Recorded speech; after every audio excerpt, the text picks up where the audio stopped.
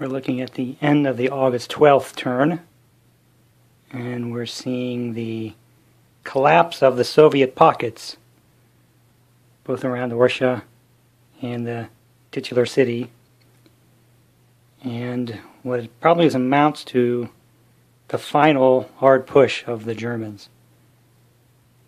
The next turn, the 15th, is the final turn for the German motorized and mechanized units. On the 19th, they will disappear, so the Germans have to make all they can out of this last remaining effort. Taking a close look here on the west side at Orsha along the main road. See, the pocket has kind of collapsed here. Basically, these forces have evaporated. And that came about because the German plan to starve these pockets finally came to fruition.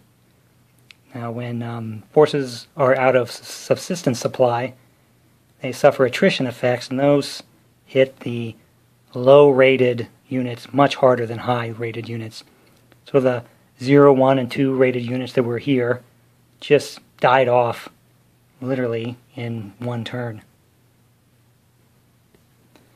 Now, the Soviet plan all along was to hold these pockets and stymie the German advance. And they basically succeeded. But really, they had a hard time of it.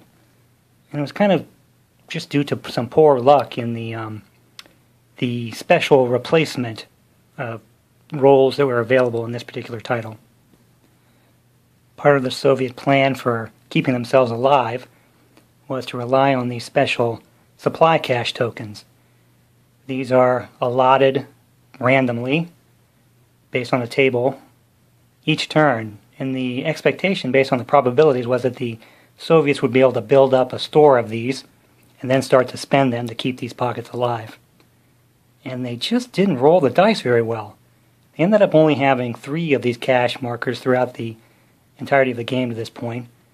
So they had to eat, those magic supply points turned into rations rather than bullets and fuel.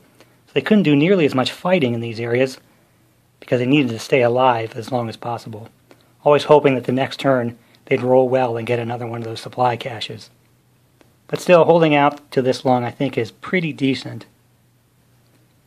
The same plan was in effect for the Soviets here, around the titular city. They held a fairly wide pocket, got slowly pushed back by the German attacks, but the Soviets were able to counterattack in their half of the turn and keep the lines of this rail and this road open just enough, with just enough forces to allow trucks and supply wagons to put on-map supply with this headquarters and keep that pocket alive. They couldn't get any supply cache markers, so they had to keep spending their on-map supply, again, staying alive rather than fighting. So it was really a near-run thing here for quite a while, as the Soviets would basically use up all their supply, either fighting their way through and then keeping this pocket alive for yet another turn.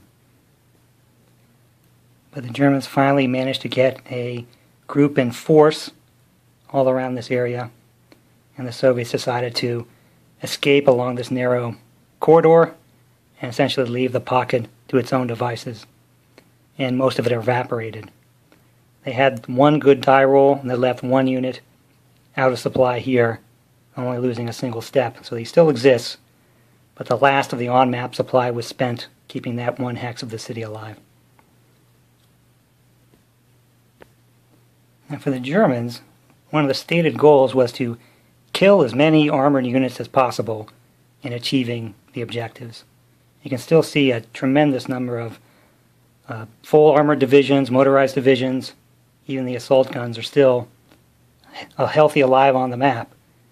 And that's kind of, for the same reason that we'll see this little line of Soviet forces here has been unable to collapse what almost looks like a German pocket right here. The Soviets kept reinforcing this line here to the north of the city and kept hammering at these German units, trying to break their way through and at least bust up this flank and give their forces a chance to relieve the city. But they just couldn't make any progress. They kept taking losses, and at the very least, at the very most I should say, were able to hold their line, but they couldn't advance any. And that is due to this unique aspect of OCS in the combat system called surprise. This little superscript looking number here is called the action rating. Every unit has one. A high number is good, low number is poor. Germans have a lot of 4s and 5s, especially in their armored units. The Soviets have a lot of 2s and 1s, and very few 3s. Now what that does is two things. One, in typical fashion, you conduct a combat by totaling up all the combat factors, achieving a ratio, and then cross-referencing on a combat results chart and rolling dice and figuring out the odds, the results. But this action rating does two things. One is that it affects the combat dice roll. You take the difference between the attacker and the defender and then use that as a modifier on the dice roll. And that will offset the results on the chart. But before that, to achieve the final column on the combat table, you roll 2 dice and use the difference in the action ratings as a modifier to achieve surprise. Essentially, for defenders to achieve surprise, that 2 dice roll has to be very low, 2, 3, 4. I can't remember what the breaks are, but very low for defender to achieve surprise, and very high for the attacker. And the effect of surprise can be really surprising. One side or the other may achieve it. If the die roll falls somewhere in the middle, no one achieves it. But the side that achieves it then rolls one 6-sided die and then adjusts the combat results column by that number. So a defender achieving a surprise, rolling a 3, would adjust the combat results 3 to the right, or to the left, in his favor. And the opposite for the attacker, he would adjust it to the right. So if you achieve surprise, you could very well shift the combat odds 6 in your favor, and that is huge. And notice with these big spreads, the Germans almost always have 3 to 4 action rating modifier in their favor. So at the least they're always avoiding defender surprise, and quite often they're achieving attacker surprise, and therefore coming up with really big victories. So the Soviets, with these huge divisions, can get a gigantic amount of combat power, but with their poor action rating, they're often stuck with poor results from a defender surprise and seeing what could be an effective attack devolve into a big loss and possibly a retreat. So the Soviets typically fail to achieve good results on their attacks, like in an area right here, and often only very mediocre results in these areas around here, while the Germans, with these huge 5 action ratings on these armored divisions, are seeing tremendous results, therefore not suffering very many losses at all. So my goal of destroying all these units before they're withdrawn, I'm going to have to get really suicidal here in the next turn if I want to see that come to fruition. Now for the Germans, the supply situation in the south isn't so bad. They have the rail line converted up to this town right here. They pushed across that river. So they have the rail conversion guy right here. So he's got a little further to go before he gets to Roslavo there. But still, along this roadway, these headquarters can draw quite a long way, especially with these transportation assets being deployed as extenders. So they're in pretty good shape from a supply standpoint, subsistence supply I should say, but they're still a long, long way from their on-map supply. So they're using all these trucks and wagons to kind of keep things flowing along this road right up to here. Now in the north, they're still in the same spot they have been for quite some time because they have no good rail on the north side of that pocket. And really the roads are decent, but they're not getting up completely to this area, mainly due to the swamps right there. But that should go away in the next turn when they finally reduce the city here. There's 8 turns left in the game, just about 4 weeks of time, I guess, calendar time. Probably take that long to finish it. But the Germans have these armored formations for one more turn. Now they're unlikely to affect another pocket. At least they wouldn't be able to hold it long enough to make it mean anything.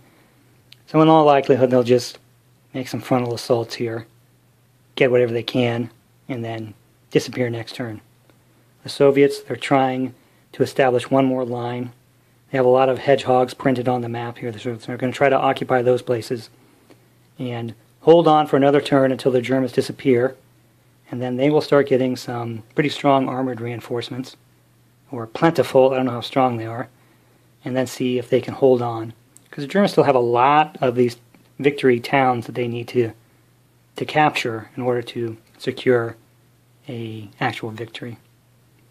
So we'll check in a couple of turns and see how it goes after the German armor disappears. So August 19th, and this is the great German withdrawal here.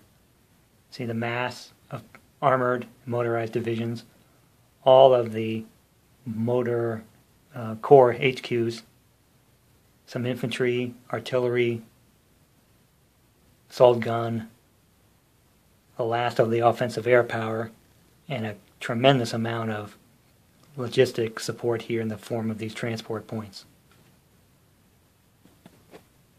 And this is what it looks like on the map.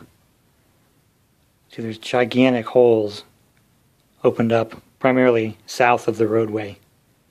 That's largely because there aren't any good roads to advance infantry forces, so most of the infantry came along here and then kind of coalesced there. So the Germans weren't able to get enough infantry that would survive the massive withdrawal to hold these lines here.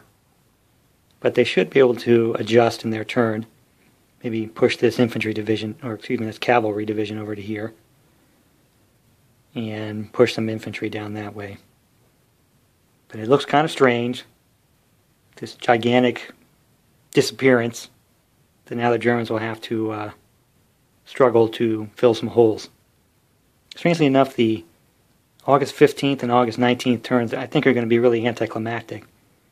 The Germans just didn't have enough supply to conduct any attacks on that last turn, so they didn't get much done. The Soviets had no reason to attack units that were just going to disappear anyway, so they largely just consolidated their lines. There will be a small Soviet withdrawal on their half of August 19, but given their huge losses, they'll be able to take most of those from the dead pile. So I think this will probably end up being more or less the position of things at the end of the August 19th turn. Now here's a look at the end of the August 19th turn. After both sides have made their withdrawals, each has moved up, tried to solidify their lines. They've kind of taken shape from the south up through here. Lots of infantry on both sides, not a lot in the way of strong tank forces.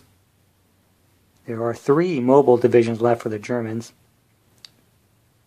One here, and then 2 armored divisions. Most of the restrictions for the Germans in terms of sharing north and south of the line, that's gone. They can disperse their forces and their supply any way they like. Good thing for the Germans is they've been able to capture some forward air bases, so they've got good patrol zone cover over their front lines. So even though they're getting very close to the rear Soviet bases, they are still able to protect their forces from what is really growing to be a little more potent Soviet Air Force since it's so close to their bases. I've tried to put the control markers top of the stacks here. See, at this point, they're almost evenly split. The Germans have 6 of the controlled cities. The Soviets have 5. At this point, every turn, there is a sudden death victory check. If the Germans can control 8 of these hexes, they will immediately win the game. And for the Soviets, it's 9.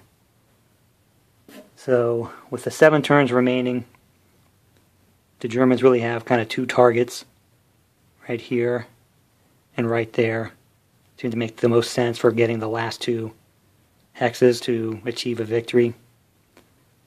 The Soviets have a much longer way to go I don't even see any good options for them other than the 3 right up here in the front lines. But that only gets them 8, so they somehow have to sneak in and grab 1 more. We'll see if they can pull that off. They do get some more tank forces coming up here. And with their much shorter supply lines, they should be able to actually stockpile some combat supply and make attacks. Whereas the Germans will be hard-pressed to move up enough supply and get it into place. This might be actually a couple of slow turns here. Not a lot happens as each side stockpiles, repositions, and goes for a final push.